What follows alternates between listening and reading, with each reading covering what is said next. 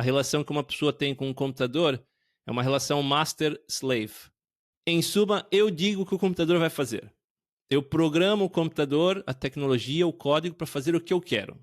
E se ele não está a fazer o que eu quero, é um bug, e eu vou corrigir esse bug até ele fazer o que eu quero. Com pessoas não é assim. Aliás, quanto mais a gente tenta forçar e hackear o código, mais proteção esse computador humano vai criar e se defender.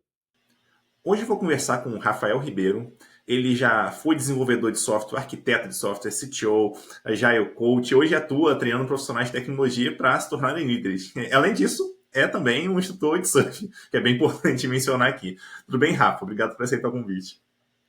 Viva, Edu. Muito obrigado pelo convite. Sinto que estamos a reforçar a ponte entre Portugal e Brasil, como partilhei contigo anteriormente. É a minha terra natal. Aliás, literalmente a minha terra natal, São Paulo, não é?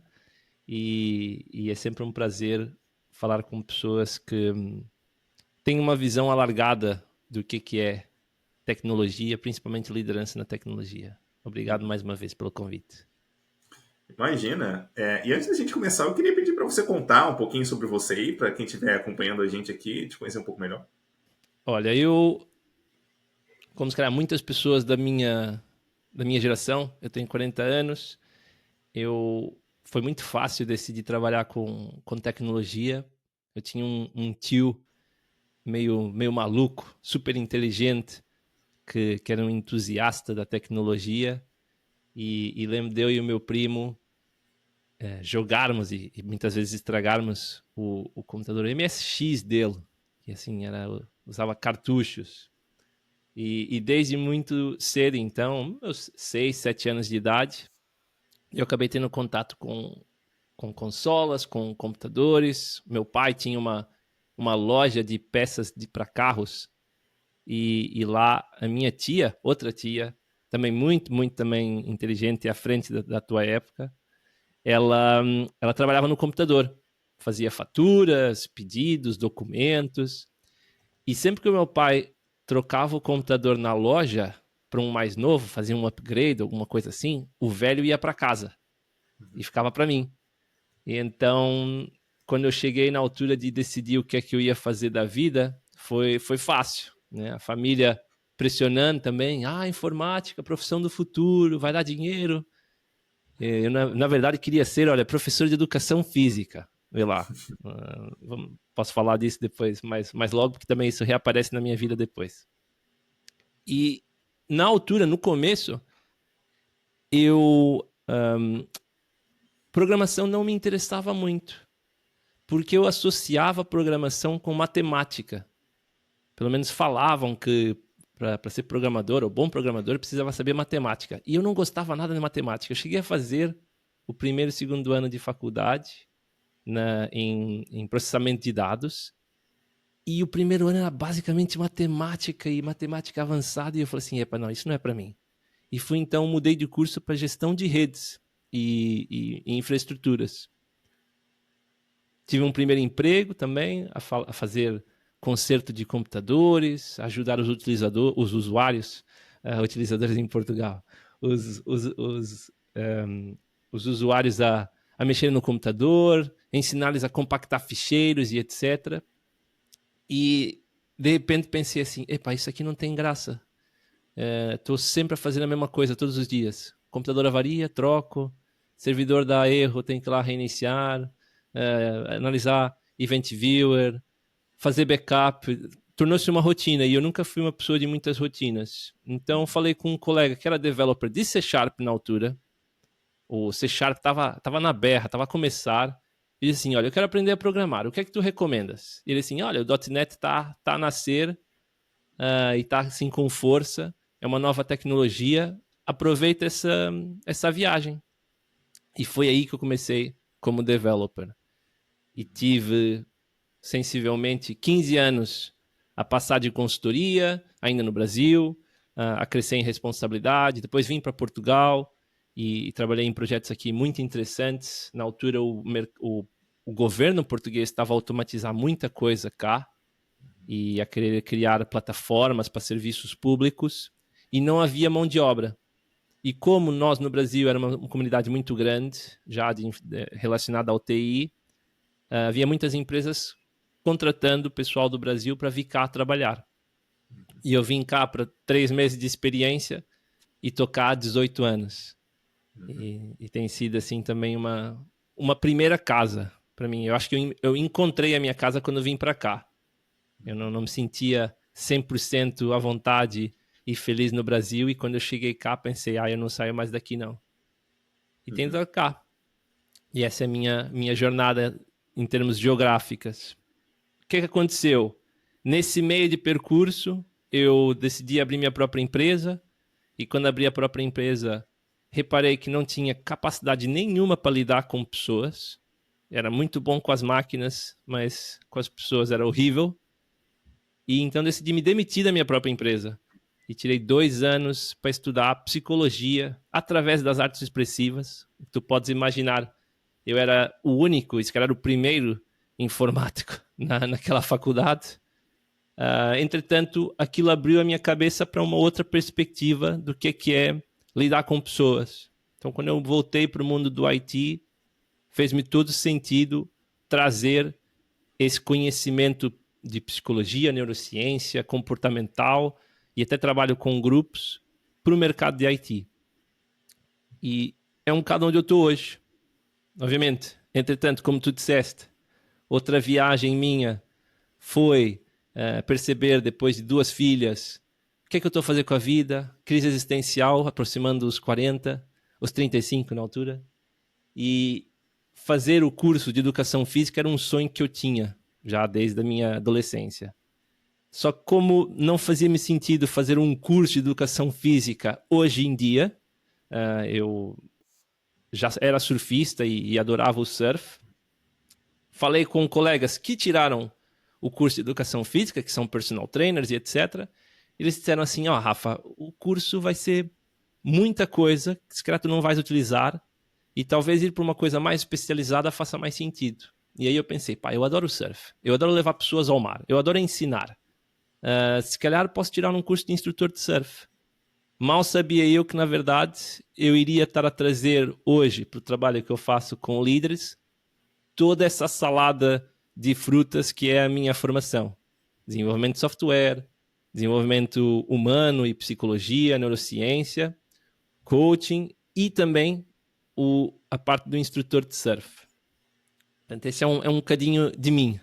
Além disso tudo, tenho 2 filhas, como mencionei, adoro fotografia, não sou amante do futebol, o que causa um certo espanto quando o pessoal aqui de Portugal percebe que eu sou brasileiro e eu digo que eu não tenho clube, mas é isso. Esse é um sumário bem concentrado dos últimos 25 anos da minha vida, se calhar. É um cenário, vamos dizer assim, uma trajetória bem interessante, que eu acho que, inclusive, até você comentou, né? Ela acaba trazendo muito mais insumos. Imagina quando você vai formar líderes, que você tem uma bagagem muito maior, né, muito mais ampla do que normalmente a gente vê pessoas tendo por aí. Enfim, até baseado nisso, eu acho que a primeira pergunta que eu queria te fazer, né, já nessa linha de formação de líderes, né, que é o nosso tema de hoje, quando você vê ali talvez um engenheiro de software, um desenvolvedor, assim, pensando em se tornar líder e tal, quais são os primeiros passos, para transformar esse engenheiro de software em um líder? Vamos dizer assim, por onde começa? Sim. Olha, é super interessante. E uma das coisas que eu tenho também percebido é que não existe só um caminho até Roma. Todos os caminhos vão dar a Roma, mas são muitos caminhos diferentes. E o que eu acho engraçado é que quando a gente vai falar com uma pessoa sobre o porquê que ela quer se tornar líder, a gente vai descobrindo diferentes motivações. É claro que quanto mais pessoas vamos falando, vamos identificando alguns padrões. Umas estão interessadas no aumento salarial, outras estão interessadas em mudar de carreira, porque TI, se calhar, não é o forte delas, ou elas sentem que não é o grande diferencial delas. Outras veem como um cenário imposto, que acontece muitas vezes, né? A empresa diz assim, olha, tu precisa ser líder, que a equipa está a crescer, tu és o mais sênior, então, olha, tiraste aqui foste sorteado e segunda-feira passas a ser líder. E outras vêm genuinamente como algo que eles querem experimentar. E eu sinto que dependendo da motivação da pessoa e do estado atual dela, o caminho vai ser ligeiramente diferente. Entretanto, o mais comum, ou a base mais comum que eu vejo é como nós no TI acabamos por desenvolver e muito competências que, mais uma vez, fazem nos relacionar muito bem com máquinas, mas não tão bem com pessoas. O primeiro passo é descobrir qual é que é a relação desse aspirante a líder consigo mesmo, né, com a pessoa mais importante da vida deles, né, eles próprios, e depois com as pessoas à volta. E digo isso quando eu estou a falar das pessoas à volta, não só as pessoas do imediato, as pessoas da equipa dele, ou o chefe, ou da empresa dele. Nós somos o resultado das nossas experiências de vida. E então, as relações que fomos tendo ao longo dessa vida também fazem quem nós somos. No papel de liderança, é super revelador explorar a relação que essas pessoas tiveram com os líderes da sua vida. E começando pelos primeiros, pai e mãe, avós, ou educadores, ou principais pessoas na sua formação como pessoa, acaba por sempre revelar comportamentos, tendências, padrões que essas pessoas vão trazer na sua carreira de liderança propriamente dita. Então, eu digo que a liderança começa sempre com liderança pessoal, que é quem são os líderes que fazem a tua perspectiva de liderança, qual é a tua perspectiva de liderança, que pode não ser exatamente aquela que foi programada em ti, consciente ou inconscientemente, e que líder é que tu quer ser. Eu gosto muito de começar nessa exploração, e cada um vai ter uma resposta. E eu adoro isso, adoro descobrir essas diferentes perspectivas sobre a vida e sobre liderança. Eu acho bem interessante isso que você comentou, porque às vezes a gente acha que todo mundo enxerga a liderança do mesmo jeito, que deveria ser. Tem um jeitinho certo de fazer, e não sinceramente, né? Cada um vai ter o seu estilo, vai querer liderar, talvez, de uma forma um pouco diferente ali. Eu queria até entrar um pouco mais nisso, que você comentou, que eu acho bem interessante. Assim. Eu acho que um erro muito comum que a gente vê as pessoas cometendo quando ainda não são líderes é achar que não, eu não quero ser líder porque eu não quero ser gestor de pessoas, nada assim. Só que gestão e liderança são coisas diferentes, né? Elas podem se complementar ali, mas elas são coisas diferentes. Daí eu queria entender um pouquinho a tua visão sobre esse ponto, né? Sobre como você enxerga a diferença entre gestão e liderança, a diferença entre ser gestor e ser líder. É engraçado, porque conforme tu estavas a me fazer a pergunta, eu estava a lembrar de um programa recente que eu rodei com uma empresa, e como, lá está, havia diferentes pessoas com diferentes perfis, elas tinham diferentes objetivos. Umas queriam continuar superativas na parte técnica, outras queriam completamente deixar de lado e focar na parte da interpessoal e mentoria e outras questões. Então, mais uma vez, eu gosto sempre de explorar qual é que é a tua vontade como pessoa, né? Isso de liderança para cada um é sempre única. É só pensar, por exemplo, em opiniões sobre técnicos de equipas de futebol, né? Cada um vai ter a sua opinião sobre, não, eu não conheço muitos, tá? Vou dizer os nomes que eu me lembro, que eu, mais uma vez, não sou muito focado em futebol. Mas aqui em Portugal havia o Mourinho, que era uma referência de liderança. Mas nem todo mundo gostava do Mourinho. As pessoas achavam que ele era um horrível treinador ou uma horrível pessoa. E então é muito importante descobrir primeiro qual é que é a visão de cada um sobre liderança. Depois, o que cada um quer continuar a fazer como líder. É muito prazeroso estar envolvido na parte técnica para alguns.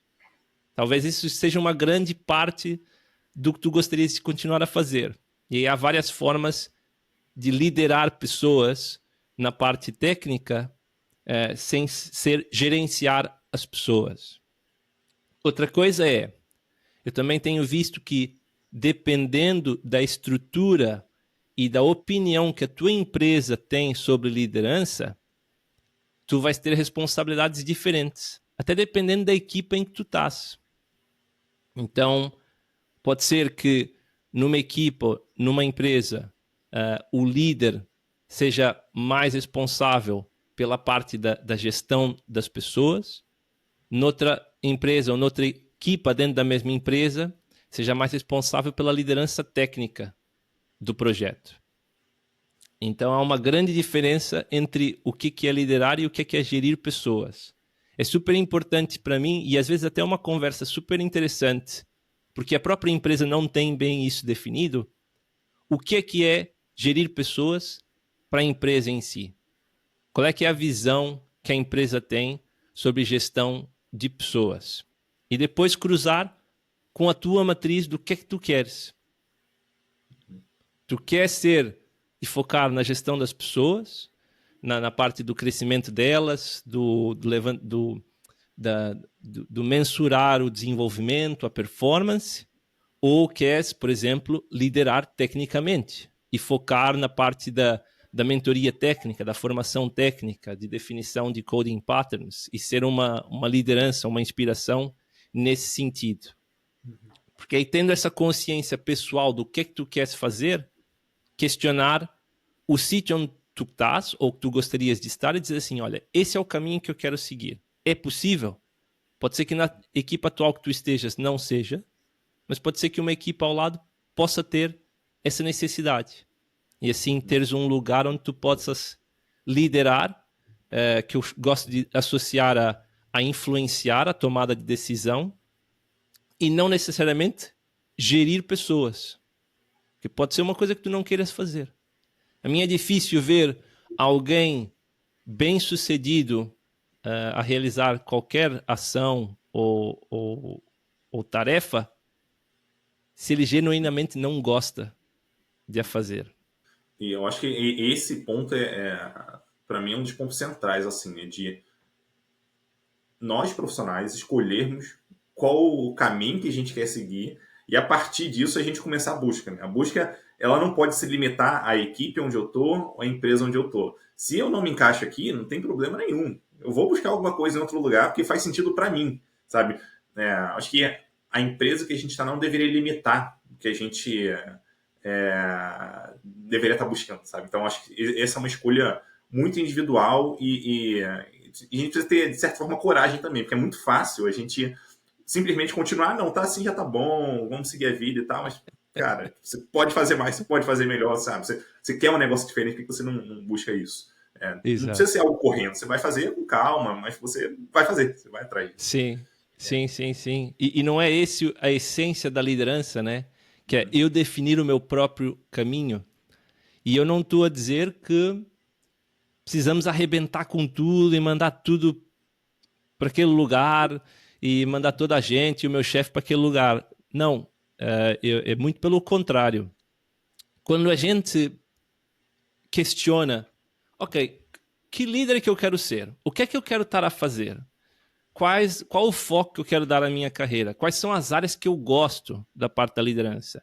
E aqui abertos a perceber que áreas que nós não somos tão bons ou tão fortes não quer dizer que nós não gostamos. É quase quando eu pergunto para alguém, eu também dei aula de dança muito tempo, acho que essa parte eu não tinha falado contigo ainda. Mas muitas vezes eu falava com pessoas e eu perguntava assim, olha, tu gostas de dançar? E a pessoa dizia assim, não, eu não gosto de dançar. E eu logo a seguir perguntava assim, se tu soubesses dançar, tu gostavas de dançar? E a pessoa dizia assim, aí sim. Ou seja, não é uma questão de, eu não gosto de dançar. Como eu não sei dançar, eu não gosto. Mas se eu soubesse dançar, eu gostava. Até porque se nós olharmos psicologicamente e no desenvolvimento do ser humano, toda criança dança. Pões uma música e eles começam a abanar o corpo. Isso é natural na nossa essência, né? Nós somos animais, nós reagimos a ritmo, temos toda uma história indígena, tribal, que trazemos imprimida nos nossos genes, né? Então, como líder, olhar assim, ok, eu não gosto dessa área mesmo, ou eu não gosto porque eu não tenho competências nela. São de coisas diferentes, né? Se eu soubesse gerir pessoas, eu gostava de gerir pessoas, pode ser que sim, pode ser que não.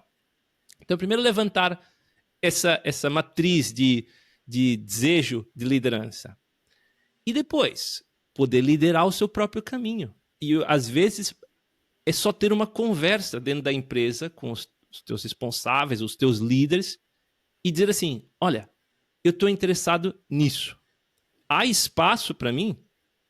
Será que há um fit que pode acontecer? E às vezes as coisas não acontecem imediatamente, né? Às vezes o sistema organizacional precisa se reajustar para abrir espaço para a tua nova abordagem ou a tua nova presença dentro dessa empresa.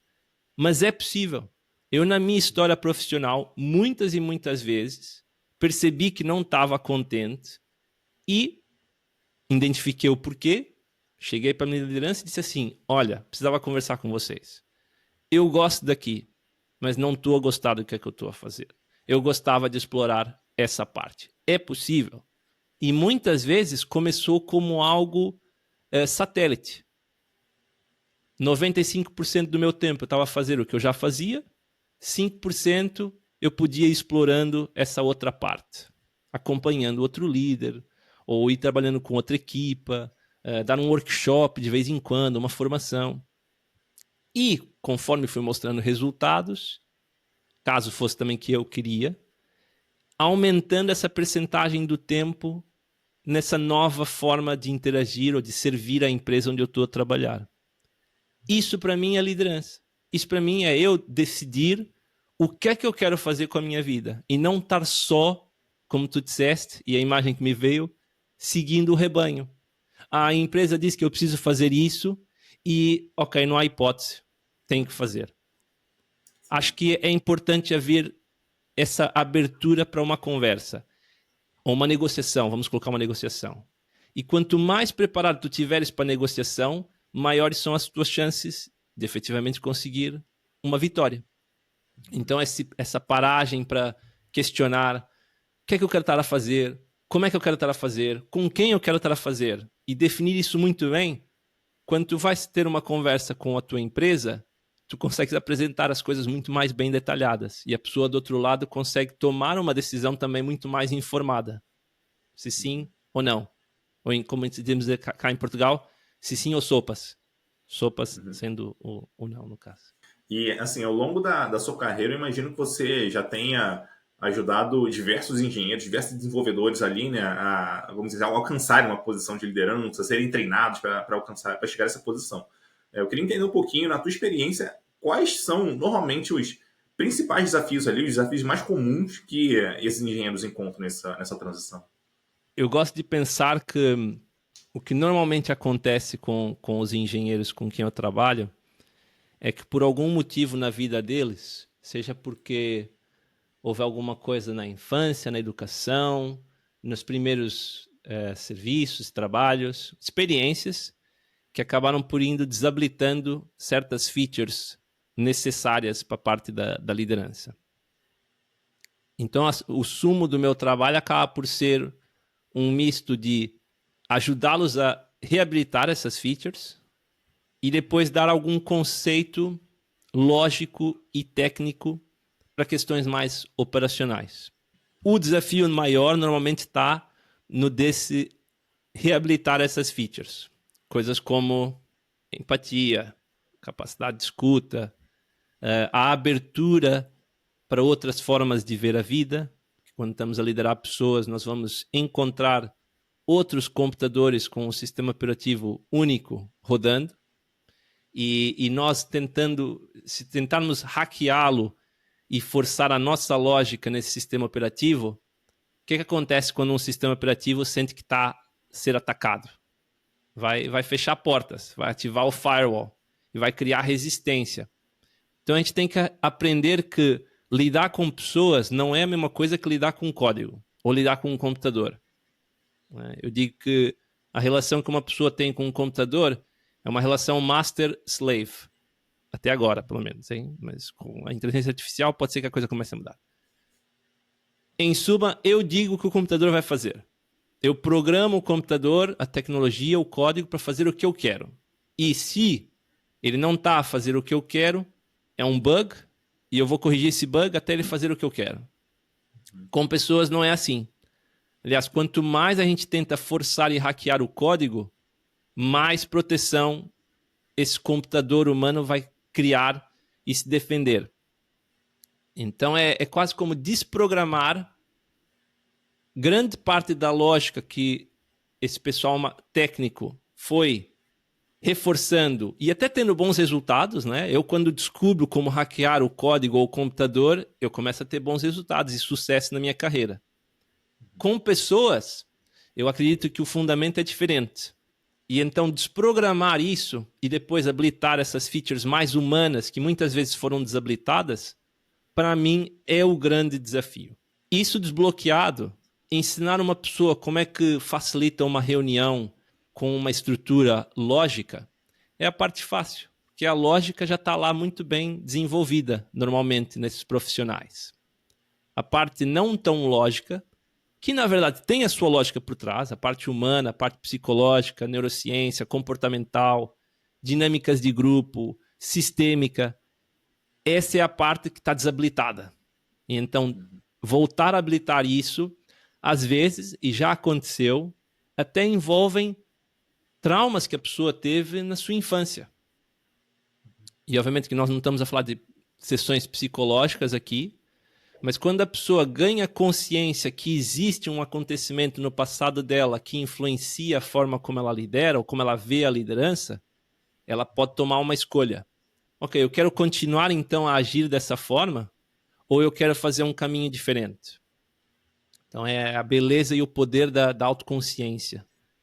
E aí, o que pode acontecer, assim, um caminho eventualmente acontece, infelizmente, que a pessoa ela tá nessa transição e é uma transição que às vezes acaba não dando tão certo quanto era esperado lá Certo. no começo, né?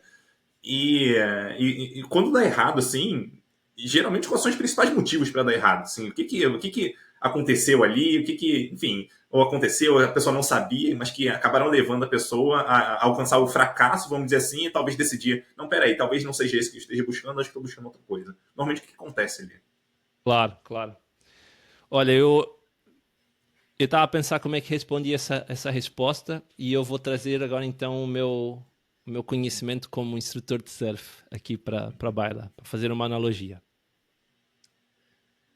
Tantas e tantas vezes, Edu, aparecem-me pessoas fisicamente aptas, capazes, coordenadas,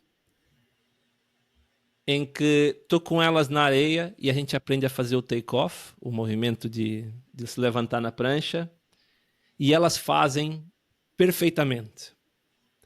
E depois chega no mar e erram tudo.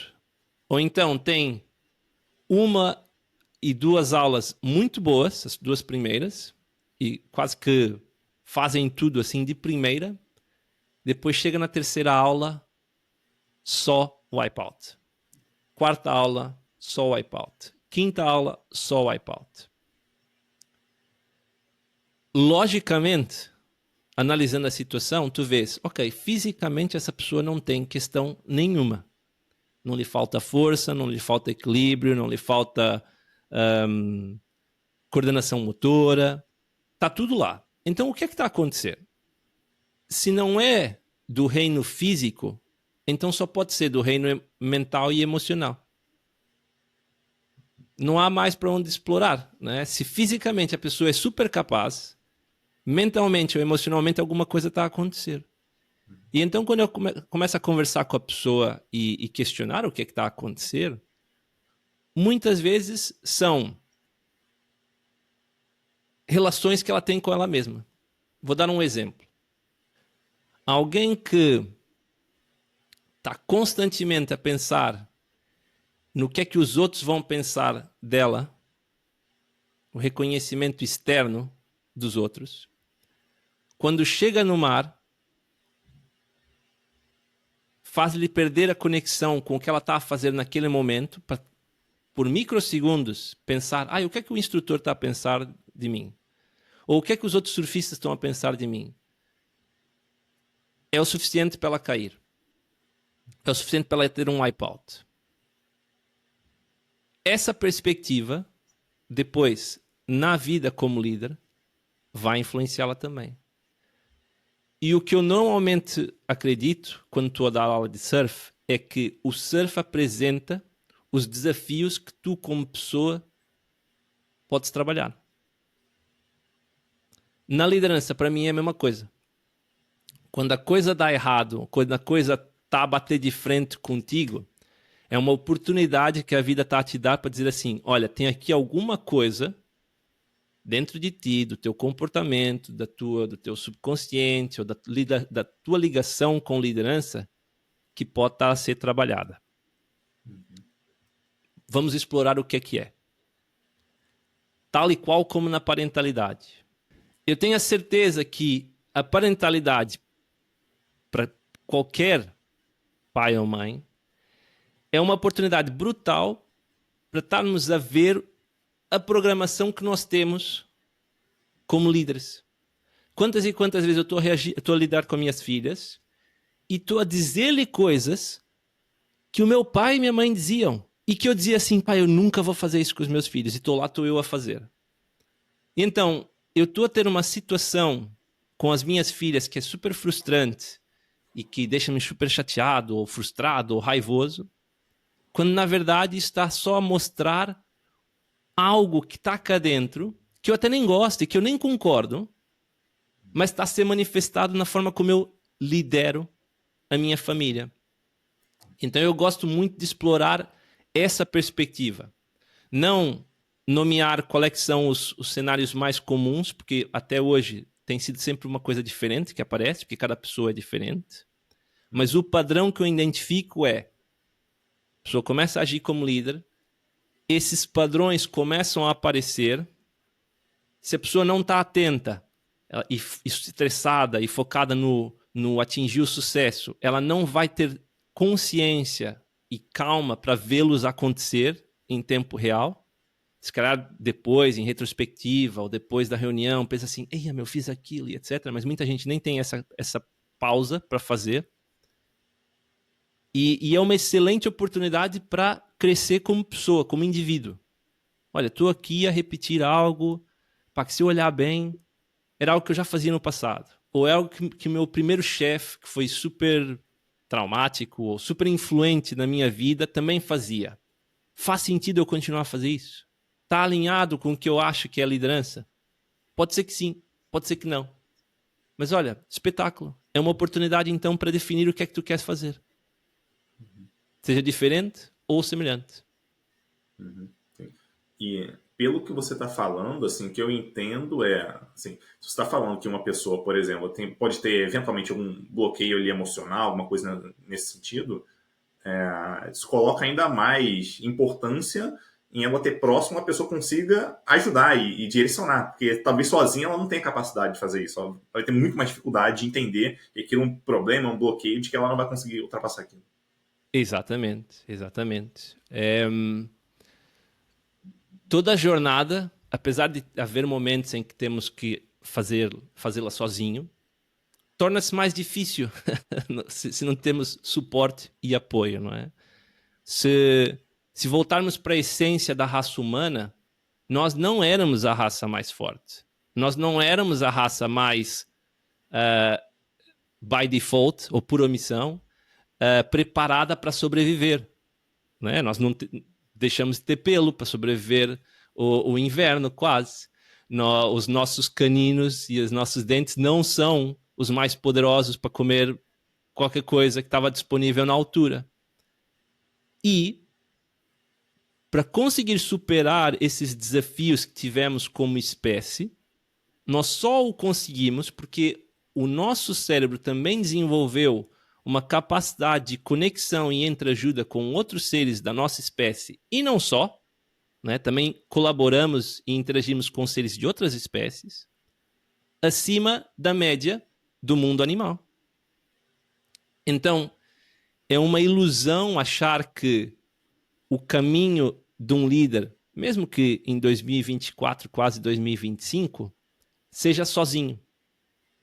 Das coisas que eu mais tenho de feedback quando eu normalmente executo programas de liderança, é que eu coloco os líderes a trabalharem em conjunto. Literalmente a formarem equipas. E explorarem os desafios do que é ser líder em conjunto. E consistentemente o feedback é: eu adorei criar conexões com outros líderes. Eu aprendi imenso com outros líderes. Eu pude explorar diferentes perspectivas com outros líderes. Pessoas que já se conheciam dentro da empresa, mas que nunca tinham trabalhado juntas, porque estão a liderar equipas diferentes. Então, da mesma forma que communities of practice, ou centros de excelência de front-end, de Agile, de Scrum, de back-end, ou de code review, qualquer que seja o horizontal, a função comum que estamos a falar entre diferentes equipas, é super importante, principalmente no início da carreira de líder, apoiar-se em líderes à volta, ou pessoas que estão a passar pelo mesmo desafio. Imagina como é que seria diferente se na parentalidade, por exemplo, isso também acontecesse. Eu não sei como é que é atualmente no Brasil, mas o que eu vejo como o rumo da sociedade é que, na minha infância, todo mundo sabia quando havia uma criança nova. A gente se ajudava, o meu bairro conhecia, a gente ficava na casa uns dos outros para o pai poder ir trabalhar, para a mãe ficar até mais tarde no trabalho, etc. Hoje em dia, a gente é pai e mãe sozinho. Né? Muitas vezes, aqui em Portugal, vivemos em prédios e às vezes nem conhecemos os nossos vizinhos. A parentalidade, então, torna-se um caminho muito sozinho. Então, tu sofres e passa noites e tem que fazer mil e uma mirabolices para conseguir gerir isso, e nem, às vezes, partilha com pessoas à tua volta o que é que tu estás a experienciar, as dores que estás a sentir, a falta de pai, eu não sei o que fazer, eu estou desesperado, já não durmo há 2 semanas. E estás ali a lidar com isso sozinho. É muito frustrante. Como líder, principalmente então no início, naturalmente eu vejo que as pessoas fecham-se dentro delas, porque não querem parecer fracas, não querem dizer à empresa que não estão a conseguir ou que estão a precisar de ajuda, porque isso pode ser visto negativamente na sua avaliação. Mas, na verdade, o certo seria esse, porque não deveria ser um caminho a fazer sozinho. Apoio de outros líderes, apoio de mentores, pessoas com mais experiência, devia ser caráter obrigatório no início de uma jornada de uma pessoa como líder. Senão é só frustração e sofrimento sozinho. E nós sabemos que o ser humano não sobrevive sozinho. Né? Um dos principais indícios de uma pessoa começar a entrar em depressão ou intensificar o sentimento de depressão é o quê? É isolamento. Né? Põe um ser humano sozinho, vê como é que ele vai ser feliz. Não vai. Né? Não, a nossa espécie não joga bem com a solidão. Agora, eu queria aproveitar para perguntar o oposto, porque assim, quer queira, quer não, quando a gente está formando uma pessoa, está ajudando ela a se desenvolver, chega um certo ponto onde ela, dali para frente, ela consegue se virar sozinha, vamos dizer assim. Então, pô, se ela vai surfar, ela já consegue entrar sozinha, eventualmente, enfim, não vai funcionar tão bem, mas ela se vira, já dali em diante ela consegue já minimamente se desenvolver. Claro que depois talvez tenha outros passos que ela queira alcançar, que ela vai precisar de outras pessoas, mas durante certo tempo ali, pelo menos ela consegue se virar sozinha. Então, eu queria entender um pouquinho assim, do teu ponto de vista em relação a em que momento assim você percebe quando você está treinando alguém que tá, eu acho que daqui em diante a pessoa consegue andar com as próprias pernas, ela consegue já fazer as coisas, ela consegue aprender o que é necessário, ela já consegue fazer um bom trabalho aqui. Normalmente, em que momento você se sente confortável para dar esse espaço para a pessoa para ela continuar dali em diante?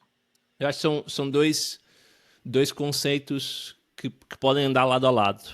Ou seja, quando estamos numa comunidade, a minha casa vai continuar a ser a minha casa, né? Eu não posso esperar que todo mundo, ou que toda vez que eu preciso limpar o jardim, que venha a vila toda ajudar-me a limpar o jardim, né? No dia a dia eu vou precisar estar eu a cuidar ali do meu jardim, porque o jardim é meu. Pode ser que eu tenha ajuda de vez em quando das pessoas à minha volta, mas o meu jardim é meu. Aqui a questão é, olha, tô com um problema em me livrar de uma erva daninha ali no meu jardim. Alguém aqui à volta já passou por isso? Tem alguma dica? Eu acho que as pessoas, e eu incentivo isso, desde o início podem fazer e começar a tentar coisas sozinhas. Entretanto, junta-se de novo no grupo para partilhar a experiência e para partilhar aprendizados.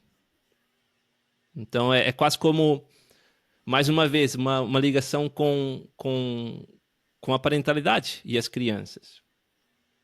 A minha filha mais velha já consegue preparar o pequeno almoço sozinha. Ela tem 8 anos. A minha filha mais nova, vai fazer 3, não consegue ainda preparar o pequeno almoço sozinha.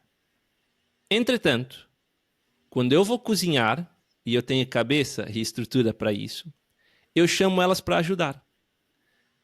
A mais velha já consegue lavar e cortar legumes sem se machucar, sem cortar um dedo fora. A mais nova, basicamente está brincando com as panelas e pegando colheres e colocando lá dentro. Portanto, a expectativa que eu tenho da mais nova é completamente diferente da expectativa que eu tenho da mais velha. A liberdade que eu dou para a mais velha também é diferente da liberdade que eu dou para a mais nova. Entretanto, isso não muda o fato de que nós os três podemos aprender um com o outro. Então, eu acredito que, da mesma forma como no surf, na primeira aula, ninguém vai para o outside e enfrentar as ondas sozinho. Eu preciso perceber qual é que é o nível de vontade, segurança e consciência das pessoas antes de sequer tomar uma decisão. Com o passar do tempo, começo a ver que as pessoas já conseguem, algumas delas, passar a arrebentação e manter-se em segurança. Outras não. Outras precisam ficar comigo aqui no inside com água até a barriga, com os pés no chão na areia.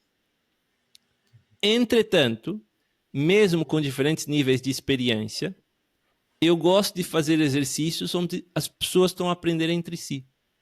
Que elas podem aprender entre si. E é isso que eu acho que é importante manter lado a lado.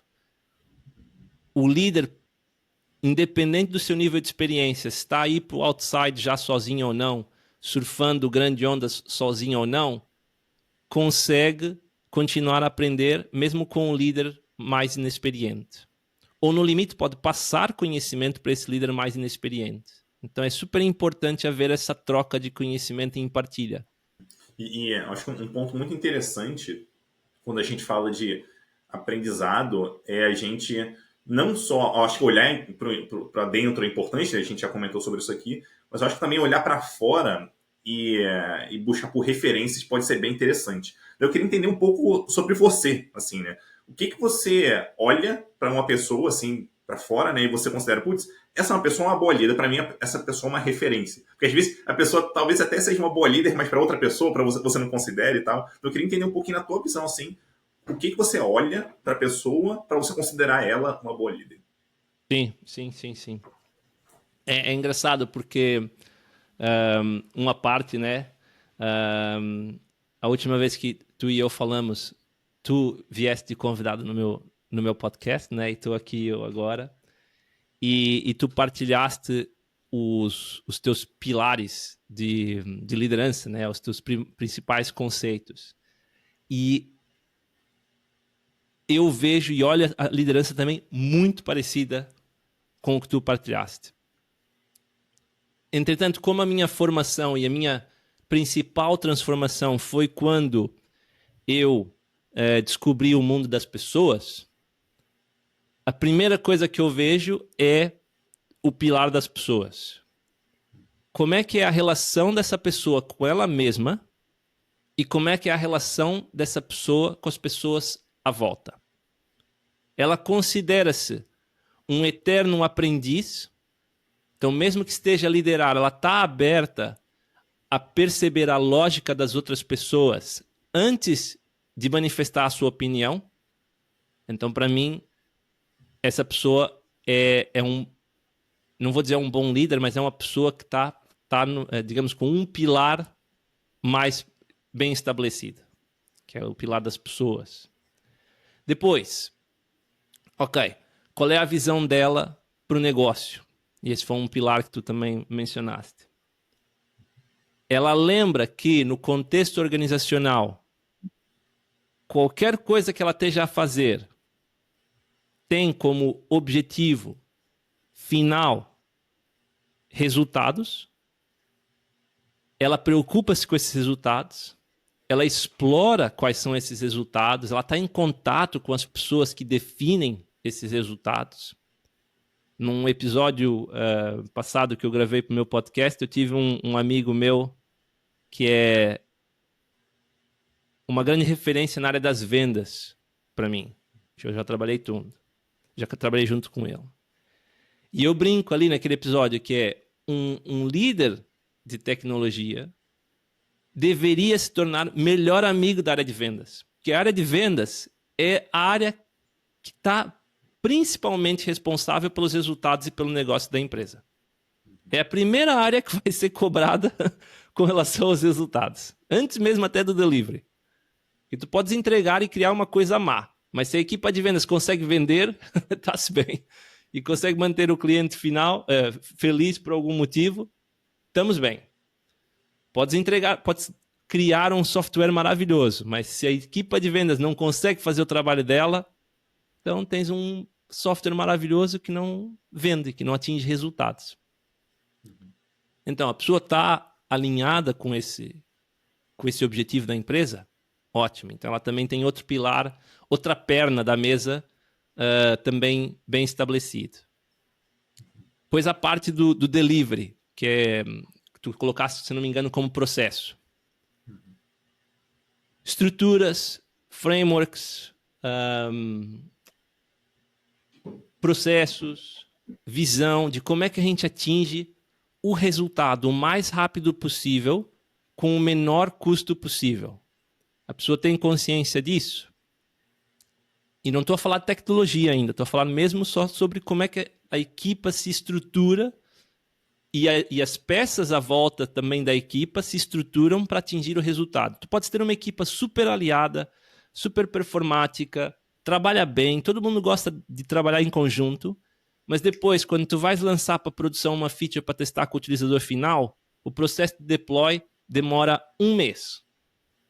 Os requisitos chegam para ti completamente confusos, sem sentido.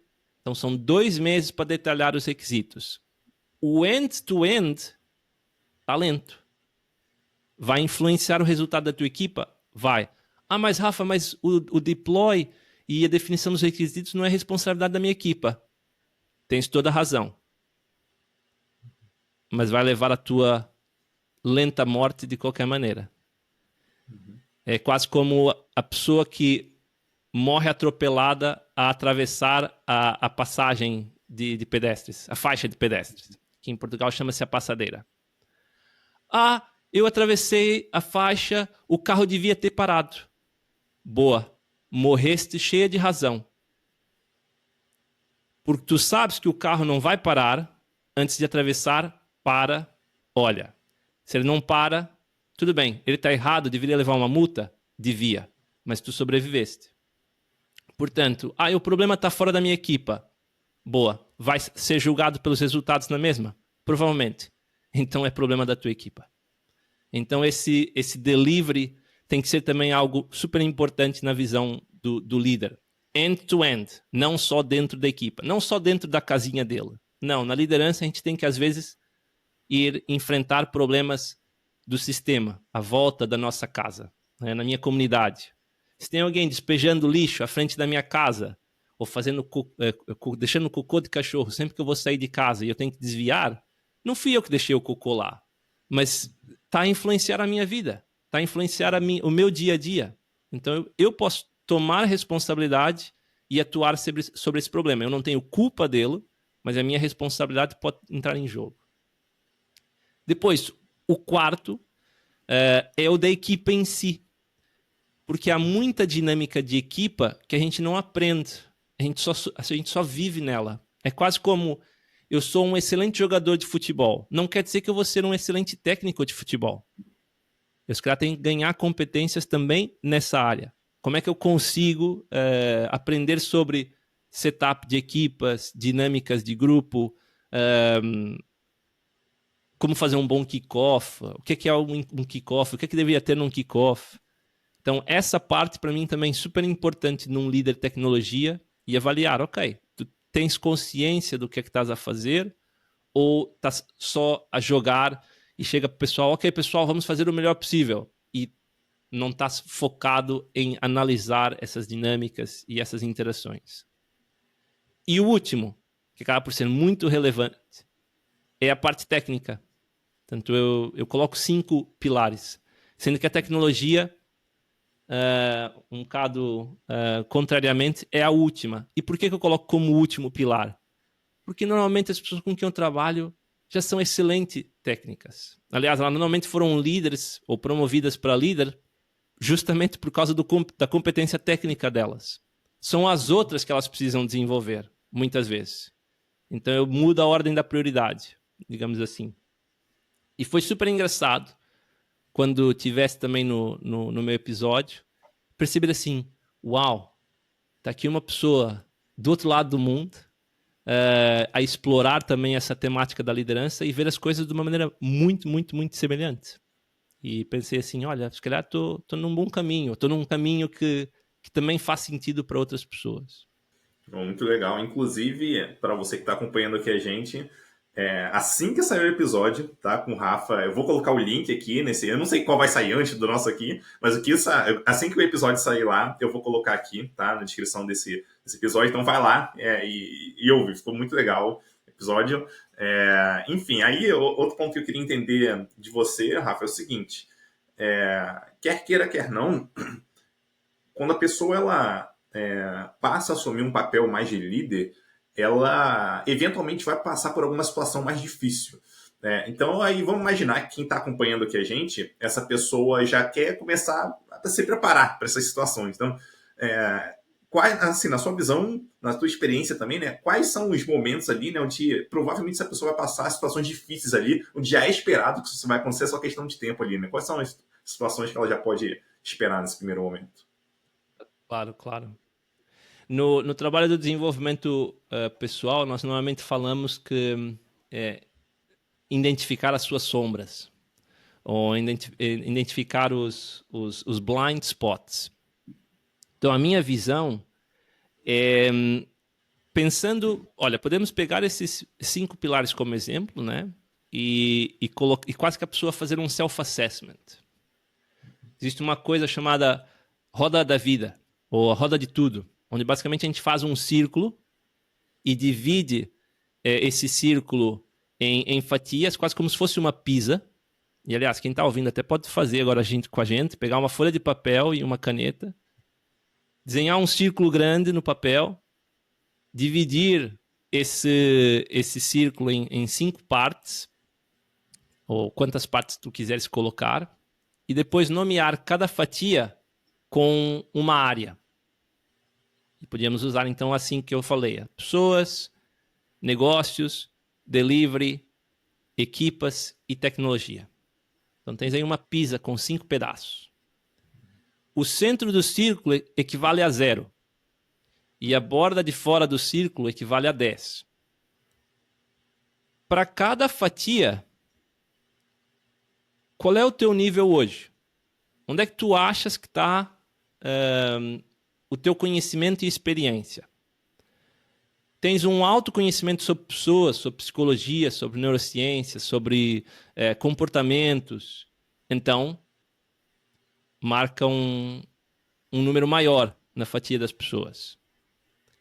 Nunca te te explorasse isso, te consideras mais introvertido, tens dificuldade em lidar com pessoas, principalmente quando elas discordam de ti, ou quando tem uma visão diferente do mundo, então marca mais embaixo. Negócios. Quando é que tu, na tua vida, no teu dia a dia profissional, tu efetivamente preocupa-te com negócios e vai falar com pessoas de negócio e gostas, e te interessas, e tem curiosidade pelo negócio da empresa, pelo que é que o utilizador está a achar, as dores dele, falaste com utilizadores, vais obter feedback diretamente deles, tens conhecimento de desenvolvimento de serviço, de produtos, como trazer algo para o mercado, como tornar rentável. Então marca um valor mais alto. Do contrário, mais baixo. Mesma coisa sobre delivery.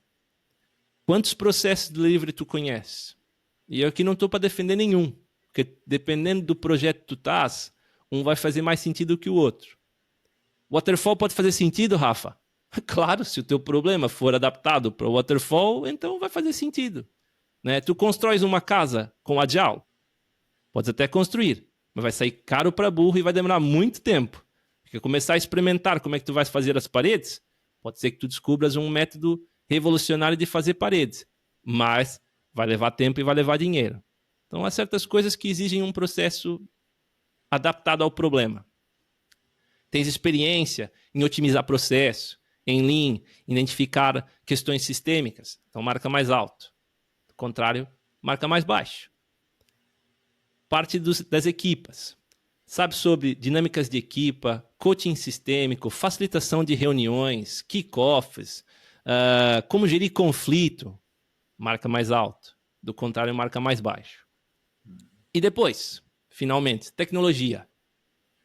És altamente competente na parte técnica, sabes também passar esse conhecimento, tens visão também de arquitetura, de várias peças do sistema conectando entre si, marca mais alto, do contrário, marca mais baixo. E então acaba por ser um processo até autorrefletivo de pensar assim, ok, quais são as áreas que se calhar vão me dar problema? Porque normalmente as que têm valores baixos, eu acredito que a vida vai apresentar desafios aí. E vai apresentar-te oportunidades para trabalhar. Como é que tu consegue se preparar para isso? Começa a explorar o assunto. Estás baixo em pessoas, vais aprender sobre pessoas. Vais falar com pessoas que são boas. Identifica na tua equipa e na tua esfera até social. Pessoas que tu vês assim, essa pessoa consegue falar com qualquer pessoa. Consegue vender qualquer coisa. Consegue ler as pessoas. Quase que descobre o que é que a pessoa está a sentir sem ela falar. Vai falar com ela. Olha, gostava de trocar uma ideia contigo. Mesma coisa para os negócios, mesma coisa para o delivery, mesma coisa para equipas, mesma coisa para a tecnologia em si. Identificar pessoas que possam ter um diferencial e aprender com elas. Tomar como influência essas boas lideranças desses diferentes pilares. Estudar sobre o assunto também. Acesse a plataforma do Edu. O Edu tem imenso conteúdo sobre essas diferentes vertentes todas. E depois, praticar. Pai, tenho visto muito praticar meu pai, praticar minha mãe, né? Ninguém aprende surf vendo filme de surf. Ninguém aprende surf surfando na areia. Não. É sair para o mar, levar o wipeout, levar com prancha na cara, joelhada na pedra. Eu, há um mês atrás, dei uma joelhada na pedra, fiquei um mês sem conseguir surfar. Aprendi com isso. Vou ser melhor surfista agora? Espero eu que sim, tenha aprendido a minha lição. Mas pode ser que não tenha aprendido e vou precisar dar outra joelhada na pedra ou dar o outro joelho na pedra para aprender. Mas em suma eu diria que era isso. Fazer um processo de autoanálise, identificar pessoas que são referência para ti, aprender com elas. Não tens referências? Pergunta. Vai no LinkedIn e pergunta assim, quem vocês conhecem que são uma referência com pessoas, com negócios, com delivery? Olha, não tem ninguém no LinkedIn? Também, não exclusivo, vai na plataforma do Edu. Aprende sobre esses diferentes pilares. E depois é ir para a água, né? Uhum. Meter para baixo, como um amigo meu disse. Sim. Eu acho que às vezes a pessoa ela até pode estar num contexto onde ela tem uma certa eficiência em algum tema, mas ela naquele cenário específico ela não precisa tanto daquele conhecimento, tá? Ela consegue se virar sem aquilo. E pode ser que a pessoa ela tenha a falsa ilusão de que ela está mandando bem, mas aí quando ela encara um desafio, onde ela precisa daquele conhecimento, cara, ela tá ferrada. Por isso, eu Exato. acho muito interessante isso que você comentou, porque a ideia é a pessoa se antecipar isso, né? Se ela sabe que ela já tem um gap naquele tema, cara, ela deve estudar aquele tema, aprender mais, para que quando o desafio surgir, ela vai estar muito mais preparada e vai evitar um problemão lá na frente, né? E outra coisa que É, você comentou que eu achei muito interessante, tá muito em linha com uma frase que eu gosto de usar também, que a frase é assim: mares calmos não fazem bons marinheiros. Então, se é, você quer ficar bom em alguma coisa, você vai precisar entrar na turbulência ali, de encarar um desafio onde você não necessariamente manda muito bem para você ter aprendizado do outro lado. Então, é. você se deparar com situações onde você não está confortável, acho que fazem parte também da formação da pessoa para ela se desenvolver, seja como líder, seja como técnica, enfim, por aí vai, né? Independente do que ela estiver fazendo. Claro que sim, claro que sim. Por que que o Brasil está dominando atualmente o cenário mundial do surf? Porque, além de termos talento para muita coisa, sermos muito diversificados e dedicados quando encontramos uma paixão, a qualidade das ondas, geralmente acessíveis no Brasil, não é muito grande. Então, os surfistas, que hoje em dia são campeões mundiais, tiveram que aprender a surfar com o que havia, com cenários não tão perfeitos, com quebra-coco, com mar picado, com falta de onda. Então, tiveram que se virar, né? Pode, que não pode, se sacode. Quando chegas no cenário mundial, onde as ondas às vezes são perfeitas, consistentes, e tu treinaste em condições mais diversificadas possíveis, inclusive negativas, se tiveres uma boa formação, uma boa base e um bom acompanhamento, tu vais decolar. Não é? E outra coisa que acho que é importante lembrar é que atleta de alta performance, recordista mundial, campeão mundial, chegou onde estava sem coaching, sem psicólogo, sem nutricionista, sem preparador físico. Ninguém. Ou uma pequena minoria. Eu tenho sempre a imagem do Usain Bolt entre provas recebendo massagem para relaxar os músculos, para aumentar a recuperação física dele. Esse tipo de ajuda não é superficial se a pessoa quiser efetivamente chegar num alto nível. Então, olha à volta e vê assim, quem é que pode me ajudar para eu chegar mais longe, mais rápido ou com menor dificuldade. Um surfista pode chegar a um nível alto sozinho, indo surfar sozinho, sem amigos, sem coaching, sem aula? Pode, mas vai precisar de muito trabalho. Vai precisar lá estar todos os dias. E vai ter que ter um talento natural para a coisa. Vai chegar a um ponto em que mesmo esse vai precisar de um olhar externo. De alguém que filme ele surfando e mostra assim, olha, tá a ver essa onda aqui? Tu estás a ler errado. Teu braço tem que estar para frente. E só quando a pessoa vê ela de fora é que ela percebe, ok, entendi. É isso que eu estou a fazer mal. Muito bom. Daí eu queria abrir um espaço para você passar uma mensagem final aqui para quem estiver acompanhando a gente. Vamos lá.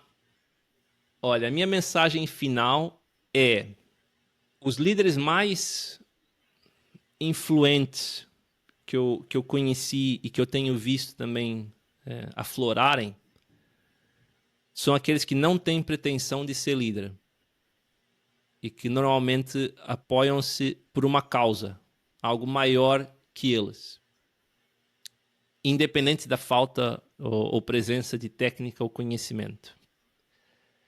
E também são pessoas que nunca pararam de aprender e que estão sempre a questionar o que é que elas podem fazer melhor.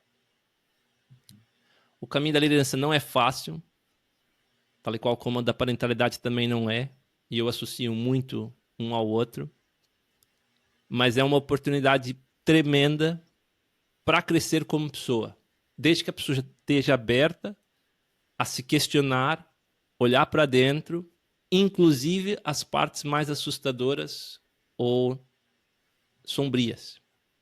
Boa sorte aí nesse caminho. Boa, muito obrigado, Rafa. Eu queria pedir para você falar, né? Quem quiser entrar em contato contigo, como é que a pessoa pode fazer? Boa, olha, LinkedIn, Instagram, o handle é o mesmo, Rafa da Silva Rib. Tem aí muita coisa sendo preparada para 2025 e para quem está interessado nessa visão mais baseada em psicologia, neurociência, inclusive surf, adorava trocar uma ideia, filosofar ou até, quem sabe, apanhar umas ondas juntos. Também é o meu plano, casar esse caminho de liderança efetivamente com o surf. Não só nas analogias, mas sim usar do surf essa parábola e esse espelho para a liderança, principalmente para a autoliderança. Boa. Bom, foi muito bom conversar contigo, Rafa. Um abraço para você, cara, e a gente vê por aí. Até mais. Valeu, Edu. Um abração. Obrigado.